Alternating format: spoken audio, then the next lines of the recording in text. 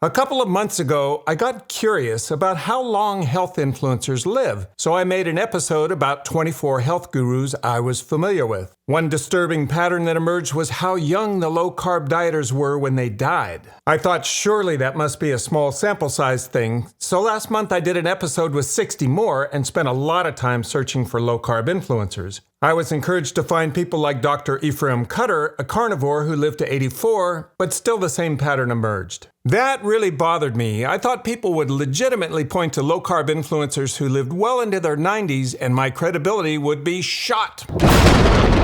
You silly bitch, didn't ya? Show the people you were sponsored by Big Volklin! You're biased, mister! So I tripled down on my search, and at first I kept discovering the same things. For example, Benjamin Spock became a household name. He looked amazing at 94, but he was vegan. He famously said all children over 2 years old should be vegan. I was looking for long-lived low-carbers. In this episode, I'll take you on my quest. I found some, and I'll end with what I think allows some low-carbers to live long, while others die way too young. One thing's for sure, there was a boom in low-carb diets in the 50s and 60s. For example, this is Dr. Stillman's 4 million copy best-selling low-carb diet book published in 1967. There is no instruction to count calories. You can eat as much of the fine foods on the list as you need to satisfy your hunger. A great variety of lean meats, unfatty fish and seafood, chicken and turkey, eggs, cottage cheese, and farmer's cheese. He died of a heart attack at 79. Another was The English Complaint by Dr. Franklin Bicknell, a low-carb diet book that sold well in 1952.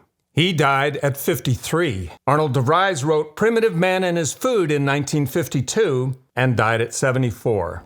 I can't believe I forgot to mention Carlton Fredericks when I was recording in the kitchen and before I jetted out here to Utah. He was a good friend and mentor to Dr. Atkins and wrote this low-carb diet book in 1965, which was very popular. He had a syndicated radio show for 30 years, 5 days a week on low-carb dieting. If you are what you eat, I suggest you're an awful mess. He lived to 76. Also, Eustace Chesser, a popular book author who wrote the book Slimming for the Million in 1939. He died at 70. Okay, back to the kitchen. Then there were the paleo diet pioneers. Walter Volklin wrote the Stone Age diet in 1975 and died at 71. Staffan Lindeberg wrote Food and Western Diseases and died at 66. Boyd Eaton wrote the Paleo Description and died at 82, and Leon Chaitow, who wrote another Stone Age diet book, died at 81. There were fitness gurus like the bodybuilder Vince Gironda, who wrote the low-carb book Unleashing the Wild Physique in 1977 and died at 79. I even went to more recent books like Carbohydrates Can Kill by Dr. Sue, who died at 71. And there was Forever Young by Dr. Stuart Berger, who loved corned beef sandwiches and champagne and died at 40. I was beginning to sweat because even reaching out to the low-carb community didn't produce any 90-somethings.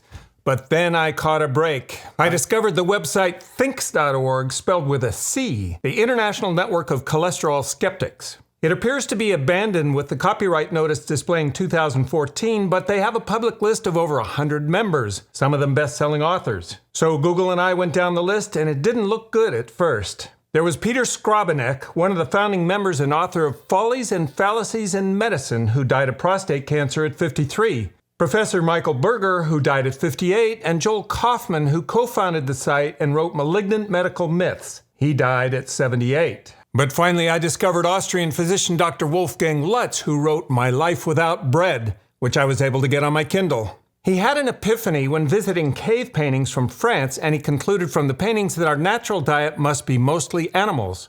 With all due respect to Dr. Lutz, whom I do admire after reading his book, I wasn't sure caveman paintings represented either everyday food or the healthiest diet. So I consulted with some wall art authorities on how we choose our wall decorations. Yeah, it's not every day my uncle gets his hail moosed by a jaguar. He loves paw scratches, belly scratches. I mean, it's not every day that my grandma stands on the edge of Victoria Falls. What, you think we dress like that every day? Dr. Lutz allowed 72 grams of carbs per day, which was 3 Austrian white bread rolls. You could have one for each meal. But here's the kicker. Each roll was considered 2 bread units, 12 grams per unit, And he has a table of substitutions you could make. For example, pass on a half a roll, 12 grams, and you could have 200 grams of green beans, cabbage, or cauliflower, or a pint of beer, or 2 glasses of wine, or 120 grams of acid fruit like citrus or berries. Dude, if I passed on my 3 white bread rolls, I could have 2.5 pounds of veggies per day? I'm in. The way he described what he ate, some might even call it a balanced diet with fruit and vegetables at every meal. Lunch was fish and butter with grilled tomatoes and 50 grams of potatoes. Dinner was cold meat and cheese with garlic mushrooms, lettuce and cucumber salad, cold curried rice, fresh berries, whipped cream, a teaspoon of sugar or honey, and a glass of wine. Dr. Lutz lived to 97. I got excited about another doctor I found on the cholesterol skeptics list, Dr. Paul Roche. But it didn't turn out to be a low-carb book, instead advising lots of vegetables, fruits, and whole grains. With the boom in low-carb books pre-Atkins, I was trying to remember what the low-carb book was that my dad loved so much in the 60s. He loved grilling steaks and drinking scotch. Finally I remembered. The Drinking Man's Diet from 1964 that was so popular. The guy who wrote it was none other than famed photographer Robert Cameron, and he lived to 98. It sold millions of copies, and celebs like Dean Martin embraced it. There were hilarious spoofs about it in the day. Oh, I'm on the drinking man's diet. It came from a book I was low. It's really terrific and quite scientific, and I'm half stoned. So I bought a 50th anniversary edition of this thin little book. Robert didn't know anything about nutrition, but someone had handed him a list of 100 foods that were high in carbs and said, cut those and you'll lose weight. He did, and he went from 205 to 187 pounds. To make sure he wasn't missing something, he visited nutrition professor Agnes Faye Morgan at UC Berkeley, whom he described as slender. She said she had been on the equivalent of the Drinking Man's Diet for 50 years, but she gave him a stark warning. She said, this is very important. You must have 60 grams of carbohydrates daily to stay healthy. She was adamant about this. Lack of the proper amount of carbohydrates will bring you to the unpleasant symptoms of a condition called ketosis. She lived to 84, by the way, so Robert's meals included meat, poultry, and fish, fruits and vegetables, and drinks like martinis and wine with every meal. He explained why he thought the diet worked. Instead of 400 grams of carbohydrates, we're now eating only 60. Incidentally, since every gram of carbohydrate means 4 calories, this represents a decline of over 1,350 calories in our daily diet, provided the total intake of proteins and fats remains the same. So after all this, I have 100 influencers on my timeline, and it's still not a good look for low-carb diets. Dr. Walter Longo, the respected longevity researcher from USC, cited some well-respected studies concluding that with the high animal protein form of low-carb diets, people were twice as likely to die of any cause. Eesh, that's in the neighborhood of smoking. And 4 times as likely to die from cancer. But what do smart, well-educated advocates of low-carb diets say about this? If you've seen my previous episodes, you know I have a strong bias towards doctors and scientists with great credentials. And that led me to a book by Drs. Westman, Finney, and Volek. I learned the Atkins diet has evolved and now has vegetarian and vegan options, but the book never addresses longevity. So I watched their speeches. One thing that jumps out at me is how low-carb and vegan doctors are isolated in different conference bubbles with their own set of beliefs. I laugh when I try to imagine what supplement makers would try to sell if vegans and carnivores were at the same conferences. The answer to all your problems is in this little bottle. Vitamita Benjamin. Now you take some. Oh. It's so tasty, too.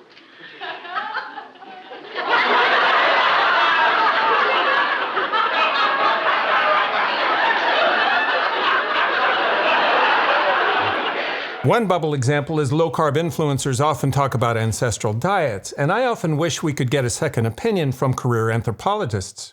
And I put up this picture because this is a photograph. We think it was taken around 1910. It was taken in northern Canada on the Arctic coast. We know that some of them lived to be 70 or 80 years old, so it wasn't a death-dealing diet. Honestly, I wasn't looking for a poorly studied population whose elders lived to 70 or 80, when we have populations all over the world that are thoroughly studied whose elders live past 100. So I went to Dr. Finney's writings and couldn't find any mention of studies about longevity. By the way, Dr. Finney is co-founder of Virta Health, whose valuation during their last round of financing was $1 billion. Their business is treating type 2 diabetes with keto. In any case, there seems to be a unique distrust in the low-carb community about large population studies and epidemiologists. I did find a low-carb author, however, Rob Wolf, who gave a speech addressing one of the many large studies that concluded low-carb diets shorten your life. Everybody and their cat jumped in on this thing, BBC, CNN, Newsweek. They quoted this study that really seemed pretty damning. This is the paper that came out. It was published in The Lancet. And when these things pop up, the folks in the community, we kind of get on an email chain and they're like, are you going to take this bullet? You know, like who's going to jump in and take the week or month out of their life to fully unpack this stuff? And Chris Kresser ended up drawing the short straw. That took some wind out of my sails because I wasn't looking to go all tobacco company on scientists to find weaknesses in their studies just to cast doubt. I was hoping he would point us to good studies about low-carb dieters who lived long. Every other major diet has those, including vegans and Mediterranean diets and Okinawan dieters. But okay, let's hear Chris Kresser out.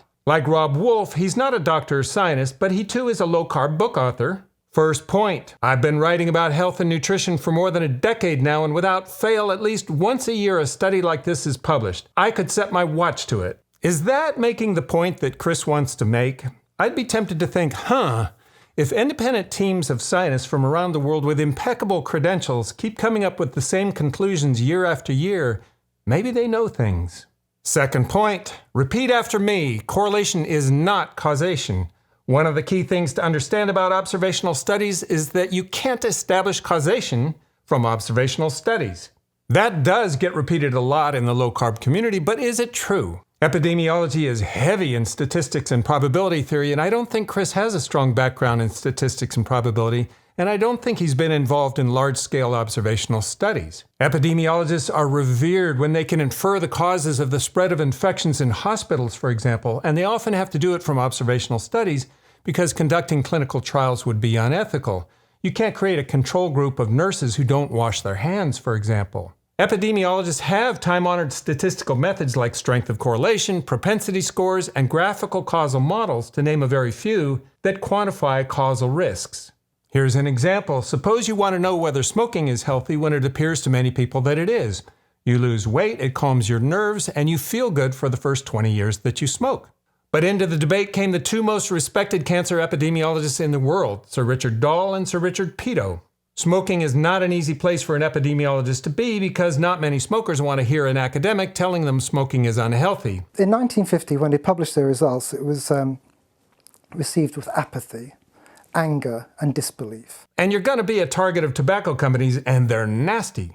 So clearly we had to approach it by some other method, and the obvious method was what we now call a cohort study, and to try and see if we could predict who would get lung cancer.